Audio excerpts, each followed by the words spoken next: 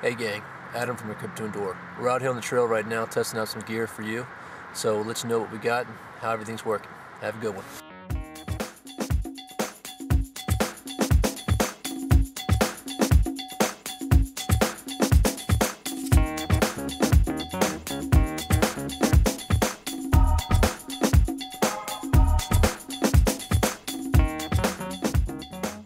Adam here from Equip2E Store. Welcome. This is our first introduction video.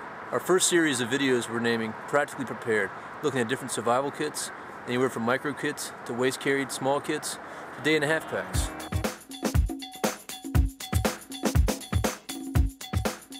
So I'm going to take this time to have a little small introduction video about what Equip2E Store is all about and our whole philosophy.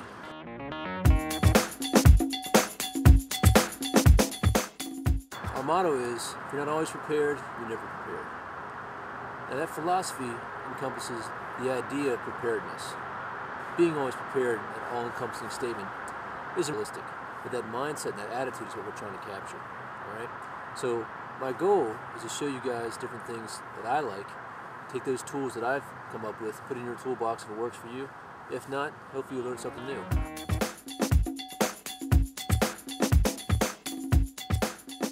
Alright gang, so the first thing we're going to look at here is our micro kit or everyday carry kit.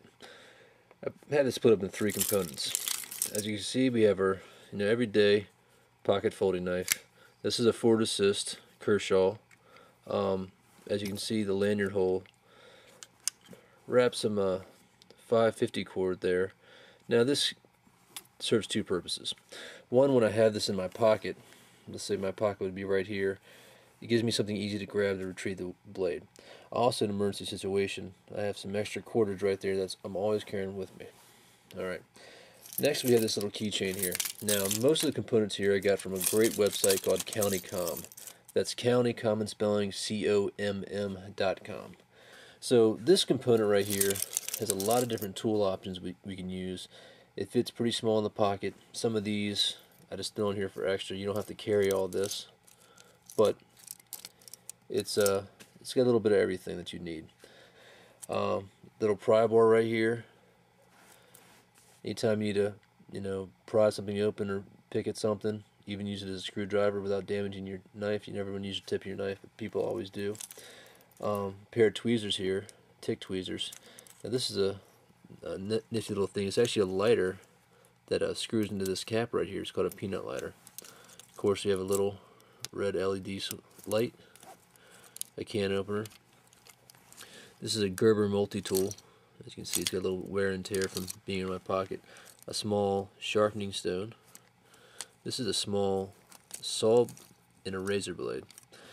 And last but not least is actually pretty much the survival kit itself. And I have it all in this nice small container. You see, it's about half the size of a pack of cigarettes. Now here we have our components all split up. So first, we'll go over everything one at a time. Right here in this little plastic bag, I have a small piece of tinder. This is actually some quick tinder. It's pretty much a piece of cotton with Vaseline or some other kind of petroleum-based product impregnated throughout it. Now this lights on fire very well. It's actually very difficult to blow out. It's a really good tinder. You can actually use half of this, so you can split up a couple different times if you don't have that much tinder with you. I have a small lighter. Alright, safety pin, some small bundle of thread that I've actually crushed to make it compact, a small button compass, some duct tape that I have, some needles and some fishing hooks in there, also some weights. It's about 25 feet of fishing cord just wrapped up in some duct tape as well. Another razor for another cutting surface, and then a piece of tinfoil that I've folded up pretty well. Now, this is a very traditional survival kit. We have our main components. We have some kind of cutting tool, be it the razor blade, some kind of fire tool, some kind of directional tool, and all these pieces serve different components of our survival. But this could be served to make some kind of reflecting for signaling. You can also use it to make a cup to boil water in, so you'd have water. We're not really worried about food at this point.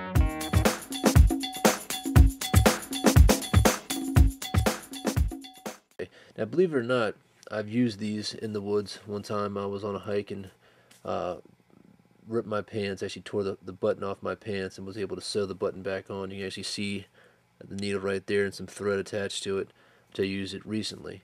And I actually also used some of this every once in a while if I was very short on fire tinder. There's actually 4 of these in here. Originally I've used 3 of them up.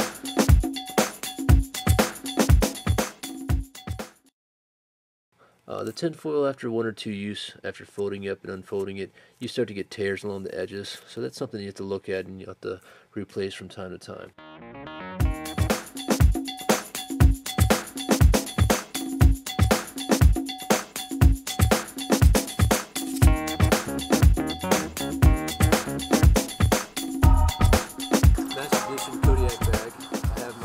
Hedgehog, in other words sheath on here, my K-bar. This is what I would call a day and a half pack. I can take this out in the woods if I needed to, stay out there for a day, maybe 2.